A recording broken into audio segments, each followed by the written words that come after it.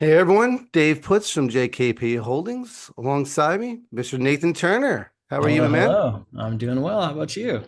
Good, man. It's a rough week getting back. We were on vacation last week and we're gone That's for I right. feel like a million days. Yeah. I was quietly, nicely surprised.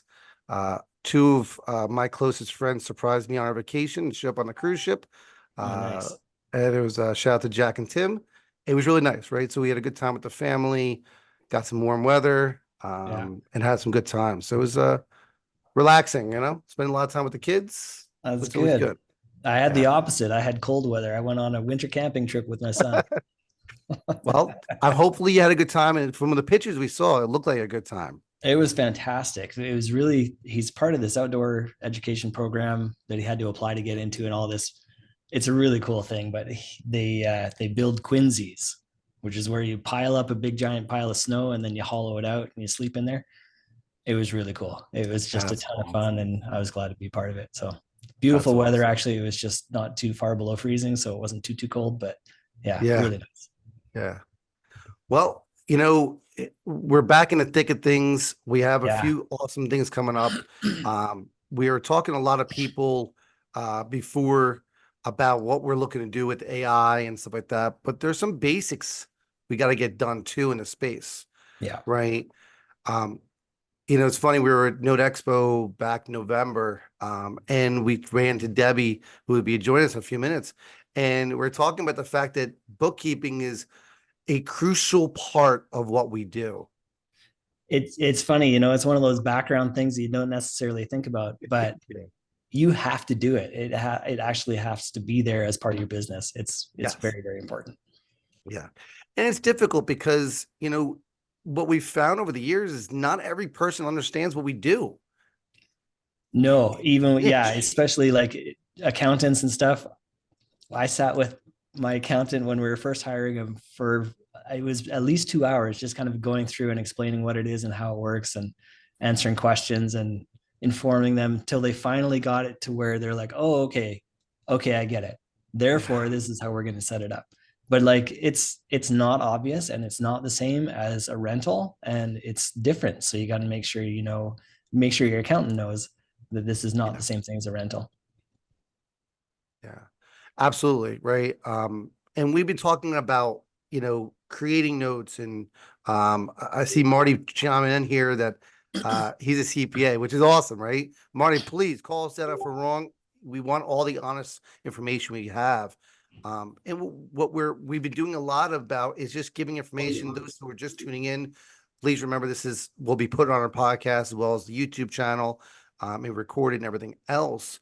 And we've done tons of these. And we're all about giving information, things that we don't know and things we question, and also just good, solid people in the space that you can reach out to for anything you may need, and whatnot. So This on has the been same great for side of us. it, sorry, say again? I'm just thinking, we've this is 3 years we've been doing this now. Yes. And I'm just like thinking back on all the shows that we've done and about things that we didn't know about or things that we were like kind of knew about, but not really all the way. And so this has been a great thing for us to learn. Yeah. So I would hope that people see the value in it.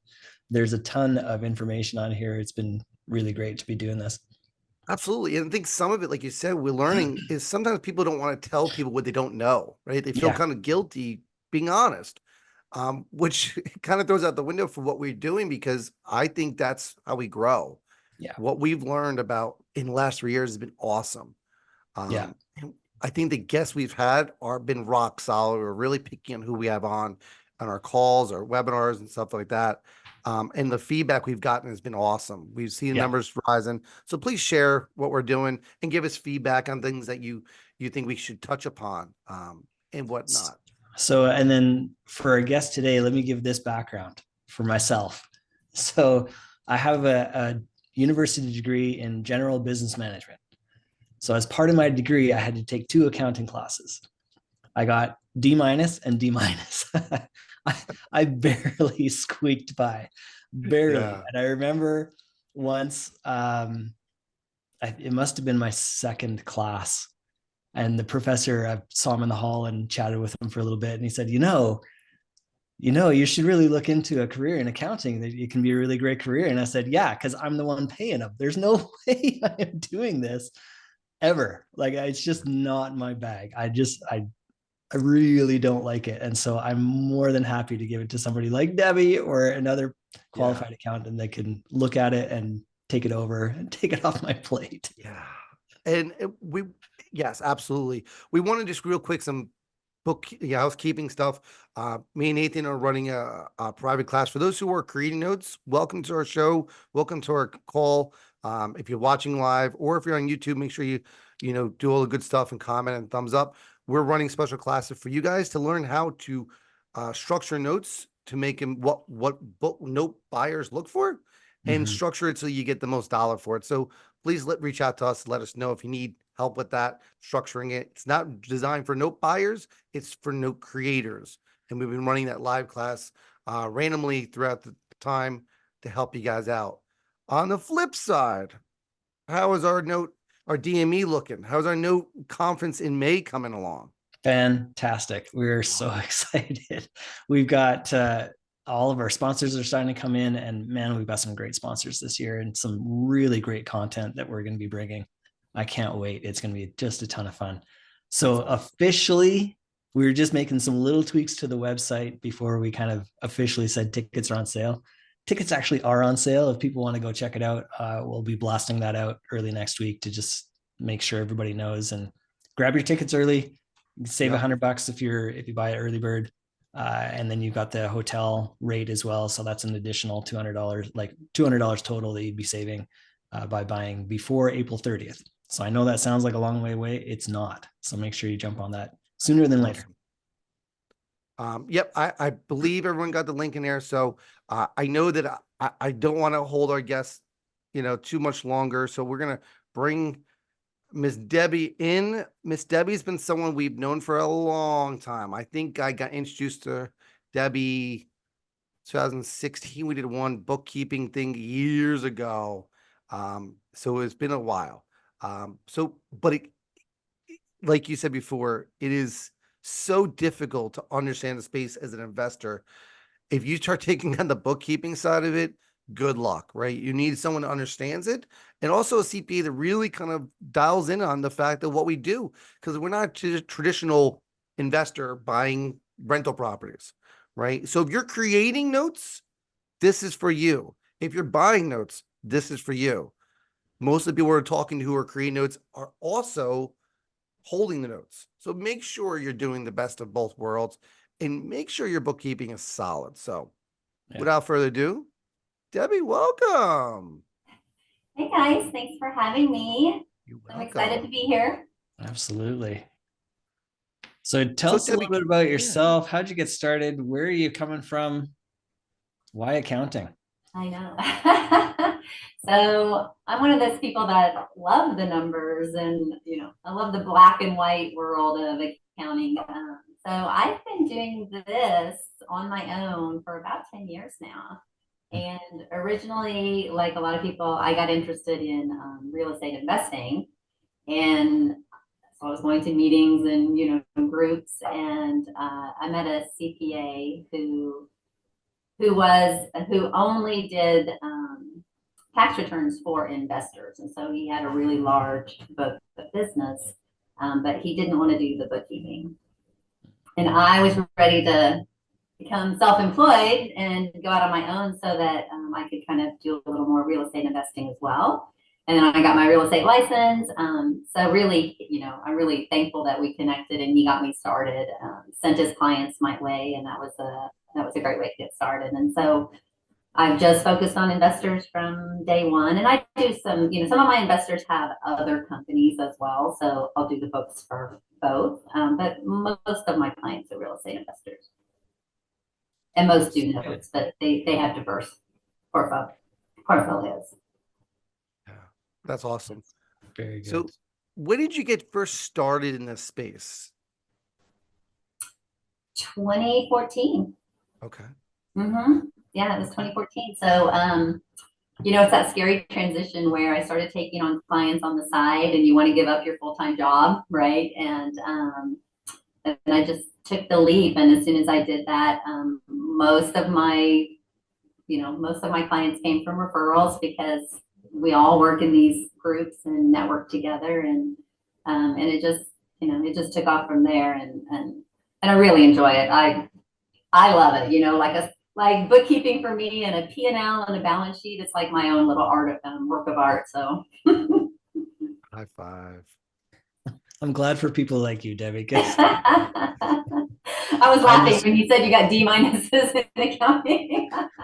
I would rather throw myself off a cliff. Like I like my wife and I have this conversation less now because she knows very well how I feel about it.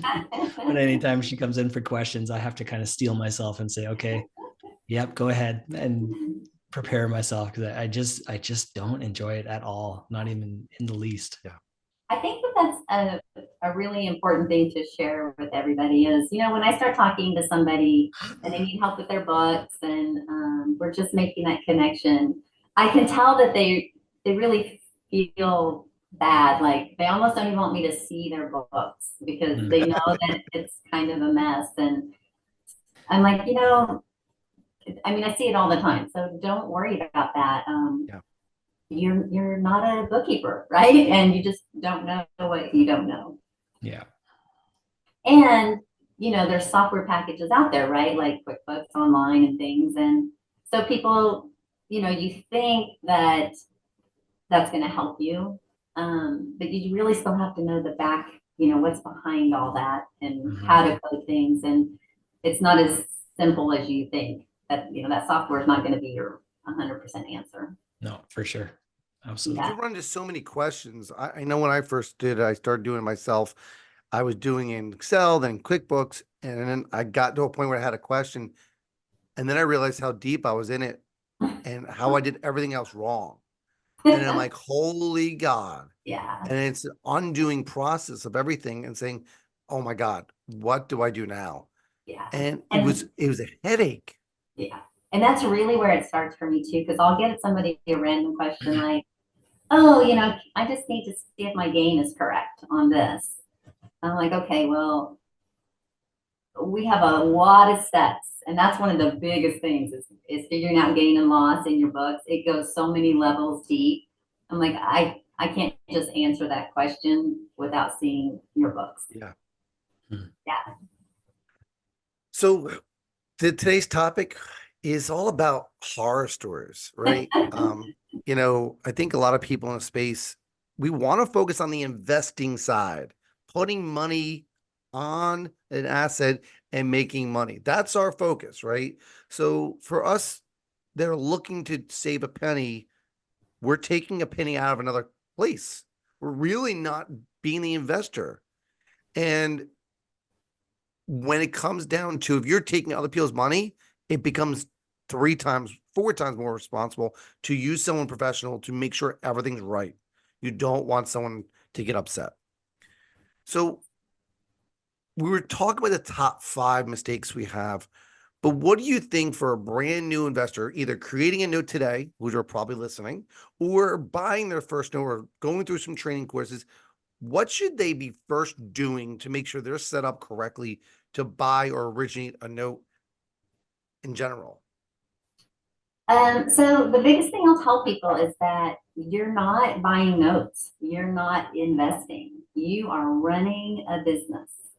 And especially if you have set up an LLC, I mean, you can certainly do it through your social security number as a sole proprietor, but that's the biggest, just the verbiage that we use kind of puts people headed down only the investing side of it.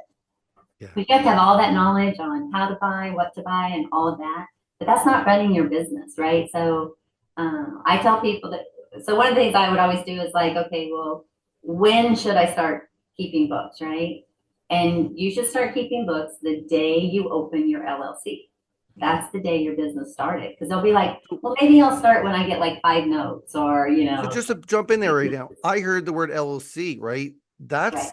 crucial. We shouldn't be buying notes like I did my first one in your private name. I mean, you don't want to use your social security number for anything in life, right? So you don't want things tied to your personal name. You should jump right in with an LLC or whatever entity. And I'll use LLC a lot, but I mean whatever entity structure works for you. But most people start with an LLC, right? And there's no need to overcomplicate that structure. You're really just doing it to separate personal from business. And you should do that from day one. Unless maybe you're truly a passive investor where you are just giving money to other people as an individual, right? You're not buying the notes, you're not managing the notes and things like that. So sometimes that can just be a personal investment, but even then I would want, I would still want my own set of books and my own LLC. Yeah, the separation. It's not a bad idea ever. You just have a little bit of separation. But then, that's when you really get into bookkeeping as well, because even though people set up an LLC, they completely commingle and still use their personal funds. Or they're using a credit card with their personal name on it. But they're only using it for the company. But it's still the statement. I always say, well, what name is on the statement, right? So if your name is on the statement, then it's still personal, and now you're commingling, and you're breaking that corporate veil. And that's a big thing. Breaking that corporate veil means that anyone can sue you personally. And that's the big thing here, guys. If you're originating one note, you need to have it not in your name, in a company name, because if not, they can go after you, your family, your house, everything personally. You need to protect yourself. Yes. So that's probably I will tell you, that's the biggest thing that I see, right? And even when you're using a line of credit, a lot of people start out using a line of credit. And they'll put the line of credit, directly into the company, and then the company will start paying the interest on that line of credit. And it cannot be that direct, because the minute you use your line of credit for whatever you want, I'm going to buy a car, or, do some house improvements. Now that interest in the LLC is not only for the note, right? And so you really have to separate those two things. Yeah, absolutely. Yes. Cool. So let's dive into this, right? This wonderful, fun game of bookkeeping. Yeah. So it was funny because when we first talked, we're like, okay, so we know everybody thinks bookkeeping is boring. So I'm like, okay, so we talked about the horror stories. Well, the horror stories will scare you into, okay, I really need a set of books on this stuff, right? Yeah. So let's I'm looking up. Go ahead. I'm just looking up when we actually talked last, when our last one was, which is crazy, but go ahead.